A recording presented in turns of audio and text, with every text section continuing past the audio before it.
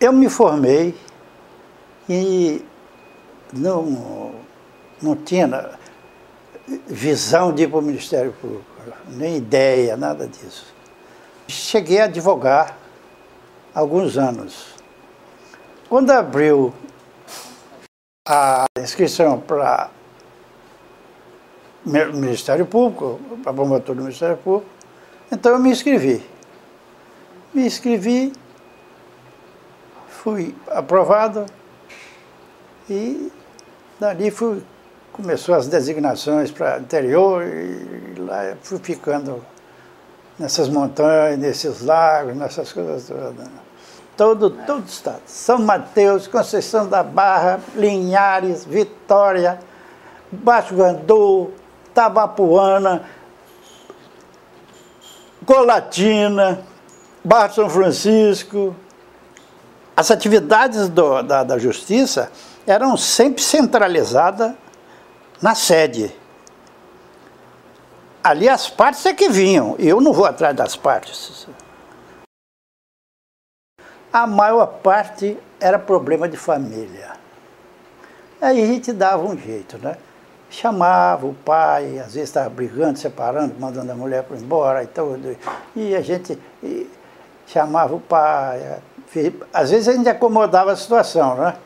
Mas às vezes tinha mulher ranheta, né? A gente não conseguia, né?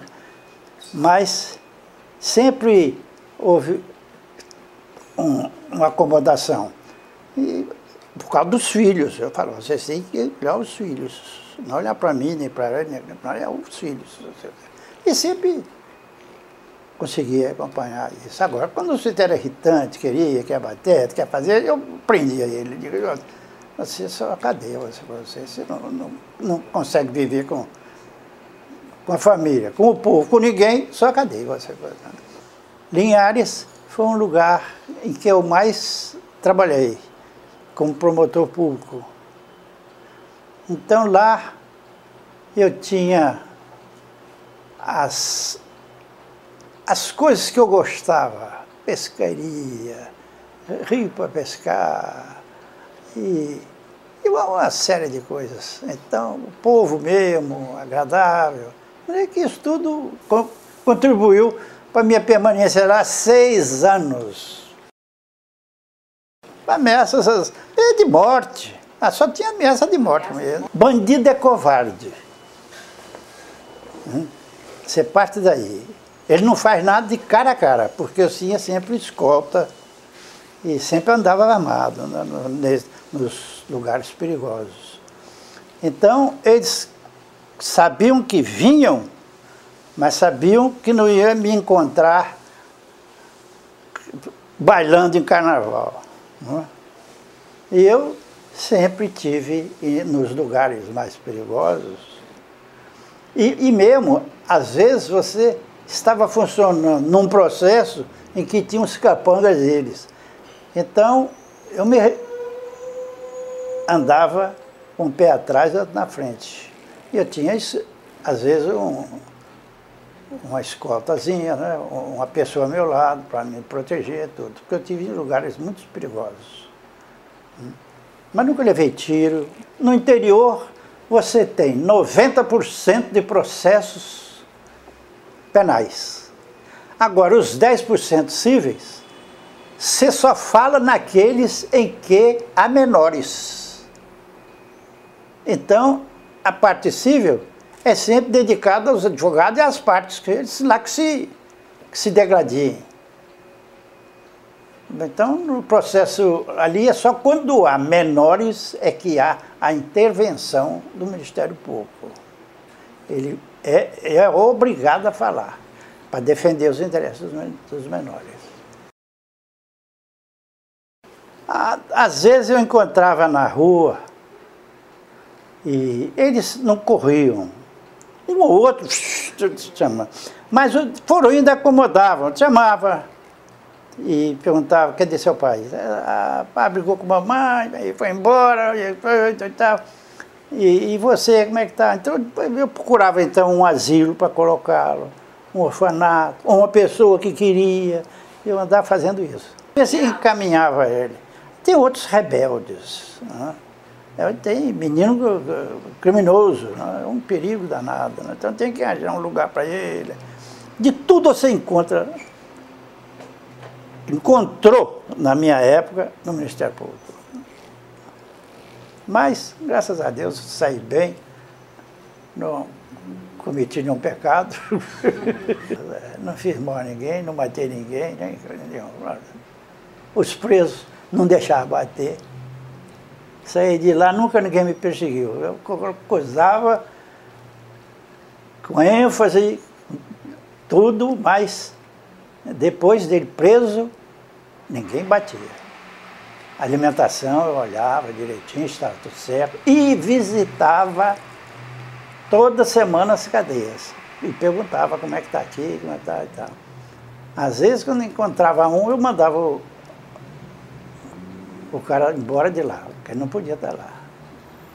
Mas, e assim fui bem.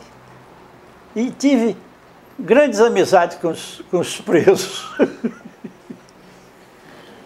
Um até saía da cadeia e morava lá na minha casa. Limpava o quintal, fazia tudo. Nunca tive atrito com preso. Nenhum. Não, nos lugares que eu vivi, era pouco povoado, né? Andar na rua, desarmado, não tinha nada. Né? Mas sempre tratei bem. O direito deles é direito deles. E nunca eu infringi. Dava as garantias necessárias a todos eles. Não deixava bater, nada. Então, eles tinham, no promotor, um salva-pátria. Então, me guarneciam. Não admitia, em hipótese alguma, espancamento. Espancou, processo. E muitas vezes uma lutazinha banal, mas eu mandava o sujeito para o quartel, para ir para onde quiser, para não atritar mais. Mas nunca tive atrito com essas coisas todas, não. E sempre os presos nunca fizeram nenhuma queixa contra mim, porque eu não deixava bater. Olhava a alimentação deles, se estava certa. E quando eu entrava na prisão, era um grito danado. Eu não sabia onde é que eu ia. Eu ficava lá às 6 horas para ouvir um outro, e para resolver problemas deles. Tá vendo? Muitas vezes até delicados, porque a mulher já tinha abandonado ele lá, já estava com outro. E ele disse, doutor, eu saí daqui, eu mato aquele filho lá. Pô, mas eu digo, não faça isso não, você já está aqui, ainda quer voltar. Não. Deixa ela. Mas é assim. Eu tive um trabalho sensato, me dar bem com todos, não criticar nenhum deles. Aconselhar, ensinar, ou qualquer coisa, mas de atritar, nunca tive com nenhum deles. E nas comarcas sempre é um promotor só. Uhum. Só nas comarcas maiores que eram 2, 3, né? Cachoeiro, Colatina, etc., tinha 2, 3, mas cada costume na sua área específica, criminal, trabalhista e civil. Mas nunca me atritei com nenhum deles. Sempre a gente vivia bem, porque cada um está na sua área, não invade a outra, não, acabou. Nunca tive atrito com nenhum promotor. Eu não tive, assim, nenhum colega mau, ruim, perverso, nada disso. Não. Tive bons colegas, todos eles. O Elias Faisal, o antigo Elias Faisal aí, eu me dava muito bem com ele. Ele foi um promotor na área criminal muito ativo. Mas eu me dava muito bem com ele. Eu era chefe dele, mas ele sempre guardando as distâncias. Mas ele tinha liberdade de falar comigo, eu com ele, etc. Com todos os promotores. Não tinha assim de mandonismo, nada não. As designações eu tinha que fazer, mas eu assinava e ele já sabia e tudo, não tinha problema. Não tinha problema com nenhum dos promotores. Saí, fiquei alguns anos e nunca tive nenhum atrito com nenhum promotor. Às vezes, quando havia queixa contra o promotor, chamava para resolver o problema. E ele, às vezes, tinha um atrito sério, tudo, então chamava eu, dizia assim, olha, o melhor que eu vou fazer é lhe proteger, vou lhe tirar ali lá, vou botar em outro lugar, você se sossega e disse, doutor, isso é a melhor coisa. Então fazia isso, então, acabava tudo bem. Era com o olho no fato e um olho em Deus, para a gente poder sobreviver, né? Eu nunca me aliei e nunca olhei com simpatia essa ditadura. Foi sempre com maus olhos que eu olhei. Mas cumpri com a minha obrigação. O que eu tinha que fazer estava no livro, é o que eu seguia. Não persegui ninguém, não adotei sistema de nada que me viesse contrariar os meus propósitos. Atravessei a ditadura militar sem afugentá-los nem criticá-los. Cada qual cumpre a sua obrigação. A obrigação é deles, faça. E eu cumpro a minha. Se eles fizessem mal, eu processava. O Esquadrão da Morte foi o episódio triste do Espírito Santo. Era uma nuvem de bandidos que existia nessa época, fazendo as mais terríveis atrocidades, furto, assaltos, mortes, tudo isso. Então precisava botar um pulso forte para deter essa marcha. Prender os bandidos, processá-los e botar na penitenciária. Eu me sinto triste por ter que fazer mal a um semelhante. E satisfeito porque afastá-lo do crime e não fazer mal aos outros. Eu sei que no meu tempo tinha muita coisa para pensar, Esquadrão da Morte, o diabo, né? A gente tem as obrigações legais para cumprir. Eu me sinto satisfeito de ter cumprido as minhas obrigações. Não persegui ninguém, não fiz mal a ninguém. E adotei as medidas legais que tinham que ser aplicadas. E fico satisfeito com isso. Eu fiquei no tribunal.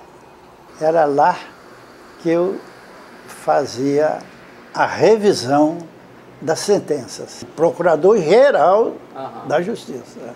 Fui chefe do Ministério Público. Sim. E tinha assento no tribunal. E lá é que eu olhava os defeitos e as garantias constitucionais dos sofridos. Era muito amistosa, porque ninguém brigava por um ideal, nem por um motivo. Cada qual julgava, de acordo com a sua consciência, o que o réu fez. Ele matou, ele tinha que responder pelo crime. Então aí era uma voz única, né? E às vezes na área civil é que tinha essas discussões, umas mais delicadas, as menos delicadas. Aí é que havia mais apreciações, mais discussões. E no fim venci quem entendesse melhor. Mas sempre havia acordo em torno desses episódios, porque tem sempre um que tem razão.